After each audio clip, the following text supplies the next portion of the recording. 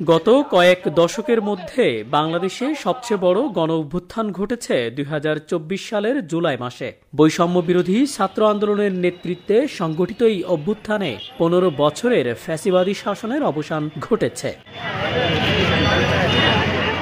পালিয়ে যেতে বাধ্য হয়েছিল স্বৈরাচারী সরকার। এখন ছাত্র জনতার দাবি, এই ঐতিহাসিক অর্জনকে আনুষ্ঠানিক স্বীকৃতি দিতে হবে।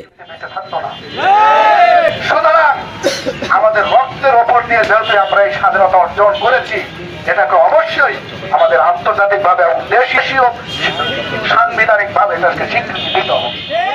ঘোষণাপত্রের মাধ্যমে আগামী দিনের রাষ্ট্র ও সমাজের দিশা নিশ্চিত করতে হবে। ঘোষণাপত্রে দাবিকৃত বিষয়গুলো জুলাই অভ্যুত্থানে শহীদদের রাষ্ট্রীয় স্বীকৃতি ও আহতদের বিনামূল্যে চিকিৎসা, বৈষম্য বিরোধী ছাত্র আন্দোলনের নেতৃত্ব স্বীকার, খুনি ও অপরাধীদের দ্রুত বিচার, গণতান্ত্রিক নতুন সংবিধান প্রণয়ন, পাকিস্তান আন্দোলন, মুক্তিযুদ্ধ এবং অভ্যুত্থানের ধারাবাহিকতা তুলে ধরা, বৈষম্যহীন রাষ্ট্র কাঠামোর প্রতিশ্রুতি, ফ্যাসিবাদী রাজনৈতিক ব্যবস্থার বিলোপ করা। ঝিনাইদহের শহীদ মিনারে অনুষ্ঠিত সমাবেশে ফ্যাসিবাদীর ব্যবস্থা বিলোপের প্রতিজ্ঞা করছে। বক্তারা স্পষ্টভাবে উল্লেখ করেছে, নতুন ঘোষণাপত্র হবে দেশের গণতান্ত্রিক সংবিধানের ভিত্তিমূল।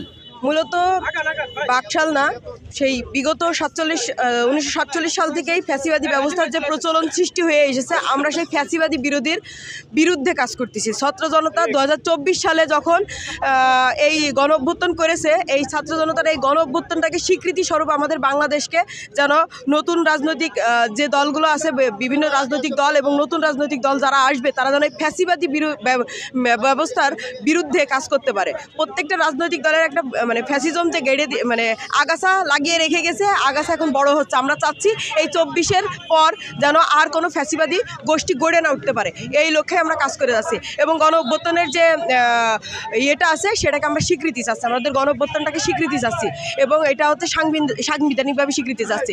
ফ্যাসিবাদী যে সাংবিধানিক আছে তার পরিবর্তন চাচ্ছি। ধন্যবাদ সবাইকে। বক্তারা আরও দাবি করেছেন, বিগত 16 বছরের জুলুম, অর্থ পাচার, রাষ্ট্রীয় প্রতিষ্ঠান ধ্বংস এবং মানবাধিকার লঙ্ঘনের খতিয়ান ঘোষণাপত্রে তুলে ধরতে হবে। জুলাই অভ্যুত্থান শুধু ফ্যাসিবাদী শাসনের পতন নয়, বরং একটি বৈষম্যহীন ও গণতান্ত্রিক বাংলাদেশ গড়ার জন্য নতুন আশার আলো।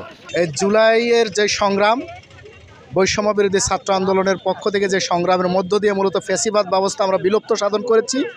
এই ফ্যাসিবাদ ব্যবস্থা যাতে আর পুনরায় ফিরে না আসতে পারে, তার জন্য আমরা রাষ্ট্রীয়ভাবে সংস্কার এবং এই বৈষম্য বিরোধী ছাত্র আন্দোলনকে রাষ্ট্রীয়ভাবে স্বীকৃতি দেওয়ার জন্য আমরা রাষ্ট্রীয়ভাবে এবং সাংবিধানিকভাবে মূলত আমরা এই প্রোক্লেমেশন ঘোষণা আমরা দাবি করছি।